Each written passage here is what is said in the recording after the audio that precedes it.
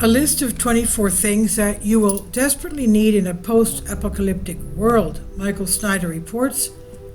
What would you do if a great cataclysm brought a sudden end to our society and you were forced to survive on what you currently have on hand? When I was growing up, very few people thought of such things. In fact, I never heard the word prepper or prepping until I became an adult. But now everything has changed. Millions of Americans are spending enormous amounts of money to prepare for apocalyptic scenarios that they believe are quite likely to play out in our near future. According to Investopedia, approximately 20 million Americans now consider themselves to be preppers. Doomsday prepping has become a bona fide area of investing, with experts putting the average annual growth of survivalist sector at over 7% until 2030, and some 20 million Americans now identify as preppers, about the size of the entire state like New York. And that is a significant portion of our population.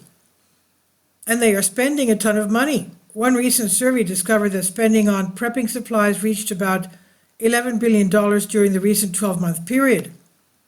The survey found that collectively, preppers spent around $11 billion within a 12-month period. According to the survey, preppers tend to live in the western part of the U.S. and spend the most money on basics like food, water, and toilet paper. In our society, as our society comes apart at the seams all around us, more Americans than ever are determined to achieve at least some level of self-sufficiency while they still can. People from all across the political spectrum, and that come from all walks of life, are feverishly preparing for a very bleak future. Of course, there is not a general consensus about what that very bleak future will look like. And here I'm going to specifically address how to prepare for life in a post-apocalyptic world. Many preppers are preparing for scenarios that are far less extreme.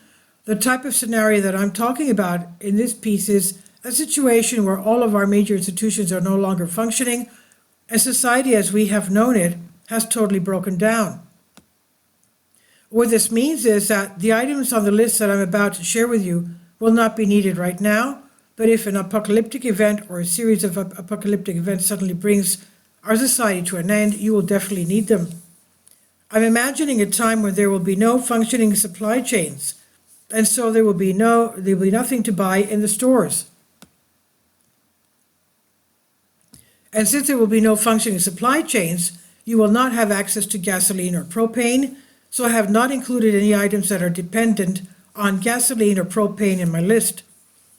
Also, please keep in mind that the list is not comprehensive and is only intended to represent a bare minimum that you will need.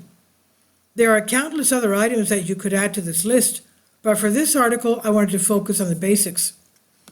With all of that being said, the following is a list of 24 things that you will desperately need in a post-apocalyptic world. Number 1, emergency food to feed your family. 2, a water filtration system to clean your water. 3, a ferro rod for starting a fire. 4, an extensive first aid kit for health emergencies. 5, an emergency supply of antibiotics. 6, a multi-tool that has pliers, a knife, a saw, and a screwdriver. 7, a solar-powered generator. 8, a solar flashlight. 9, an emergency shortwave radio so that you can stay informed. 10, fishing gear. 11, seeds for planting a garden. 12, a wood stove. 13, an axe for cutting wood. 14, a quality shovel. 15, paracord. 16, duct tape. 17, a hand crank can operator. 18, a very warm winter jacket for every member of your family. 19, a durable backpack for every member of your family. 20, a compass. 21, a good pair of binoculars. 22, wool blankets. 23, a Bible. 24, a way to protect everything that you have stockpiled from the marauding hordes that will be desperate to take all of it away from you. In a post-apocalyptic scenario, how long do you think that you would last? In any survival situation, there are 4 big areas that always must be addressed: food, water, power, and shelter. Of course, many would add security to that list.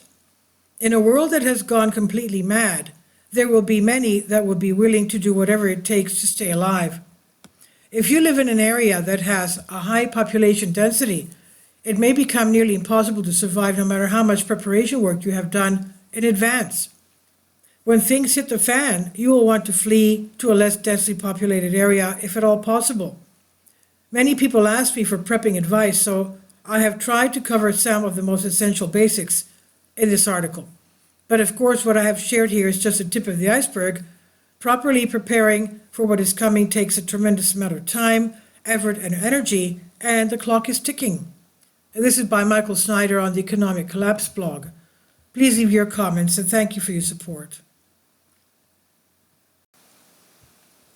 About the author, Michael Snyder's new book, Why, is available on paperback and for Kindle on Amazon. He's also written 8 other books available on Amazon, including Chaos, End Times, 7-Year Apocalypse, Lost Prophecy of the Future of America, The Beginning of the End, and Living a Life That Really Matters. When you purchase any of Michael's books, you help to support the work that he's doing. You can also get his articles by email as soon as he publishes them by subscribing to his Substack newsletter. Michael has published thousands of articles on the Economic Collapse blog, End of the American Dream, and the most important news, and he always freely, happily allows others to republish those articles on their own websites. These are such troubled times and people need hope. John 3:16 tells us about the hope that God has given us through Jesus Christ. For God so loved the world that he gave his only begotten Son, that whosoever believeth in him should not perish but have everlasting life. If you have not already done so, we strongly urge you to invite Jesus Christ to be your Lord and Savior today. Please leave your comments, and thank you for your support. Finally, support my Patreon account. The daily posts are 5 videos daily, and they are totally different from what I have on my YouTube channel. Thank you so much for your support and that you find all my content so interesting. You'll find the Patreon account details in the description box below.